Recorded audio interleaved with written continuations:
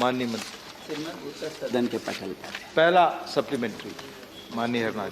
मान्यवर, सरकार ने विगत 6 वर्षों में ग्रामीण क्षेत्र में अति पिछड़े व गरीब परिवारों के बच्चों को स्कूली शिक्षा के सभी स्तरों पर समावेशी और समान गुणवत्ता वाली शिक्षा प्रदान करने के लिए एकीकृत शिक्षा योजना के माध्यम से शिक्षा और शिक्षण के लिए बुनियादी ढांचे को मजबूत करने के लिए प्रावधान किए हैं। मैं माननीय मंत्री जी से जानना चाहता हूं कि एकीकृत शिक्षा की कल्पना और मानदंडों को पूर्ण करने के लिए बुनियादी ढांचे और शिक्षा की गुणवत्ता में सुधार करने के लिए सरकार ने कौन कौन से कदम उठाए गए? श्रीमद, ये जो समग्र शिक्षा अभियान है, ये स्कूली शिक्षा की सुदृढ़ता की दिशा में सरकार का एक ही बहुत ही महत्वपूर्ण कदम है, जो राज्यों के साथ मिलकर के हम इसको करते हैं। माननीय सदस्य ने जानना चाहा है कि इन समग्र शिक्षा के तहत वो अवस्थापनाओं के विकास की दिशा में क्या करते हैं।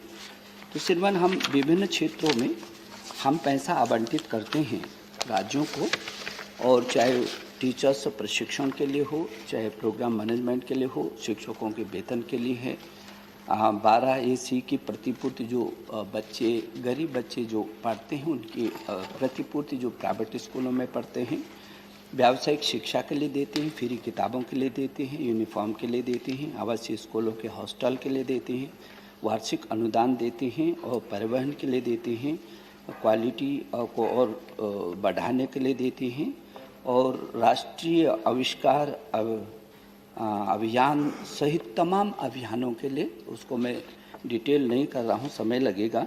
लेकिन श्रीमान, हम इन अवस्थापनाओं के नए स्कूल से लेकर के जीर्णोद्धार स्कूलों के निर्माण से लेकर अतिरिक्त कक्षों तक और विभिन्न क्षेत्रों में सर्वांगीण विकास की दृष्टि से लगातार काम करते हैं।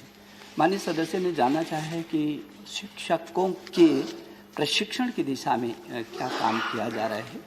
मुझे ये कहते हुए खुशी है कि जो हमारा निष्ठा कार्यक्रम है श्रीमान, जो शिक्षकों के प्रशिक्षण का दुनिया का सबसे बड़ा कार्यक्रम है, उस निष्ठा के माध्यम से हम प्रशिक्षण देते हैं।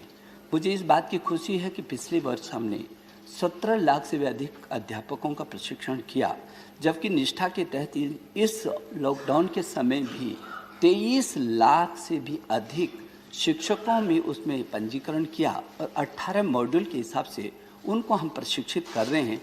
हम लगातार ये अभियान हमारा जारी है। धन्यवाद। दूसरा सप्लीमेंट्री माननीय हरनाथ जी। मान्यवर, मैं मंत्री जी से जानना चाहता हूं कि शिक्षा की गुणवत्ता है तो आधारभूत अवसंरचनाओं को मजबूत करने के लिए एकीकृत योजना के अंतर्गत आच्छादित विद्यालयों की संख्या कितनी है, और इन विद्यालयों में शिक्षक व छात्रों के अनुपातिक मानक के अनुसार प्रशिक्षित शिक्षकों की उपलब्धता व रिक्त पदों का ब्यौरा क्या है? धन्यवाद। 2 सवाल प्लीज। श्रीमान, जो आपने कहा है कि जो स्कूल है वो 11,83,000 स्कूल हैं कुल। यदि सरकारी स्कूलों को भी प्राइवेट को जोड़ दिया जाए तो 15,50,000 स्कूल हैं। उन स्कूलों के समग्र शिक्षा की दिशा में मैंने जैसे कि कहा है कि अभी जो योजनाएं हैं उनको आच्छादित करते हैं।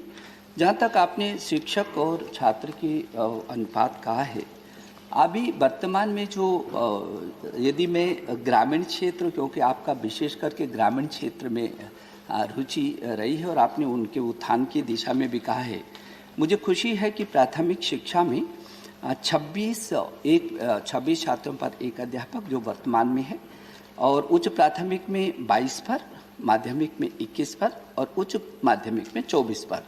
और यदि राष्ट्रीय वो देखें तो प्राथमिक पर 30 होना चाहिए था, तो 26 है, और 35 में से तो बहुत अच्छी स्थिति है। और मैं सोचता हूं कि इसको हम और आगे बढ़ा रहे हैं, क्योंकि अध्यापकों की नियुक्ति का एक लगातार सिलसिला है। धन्यवाद।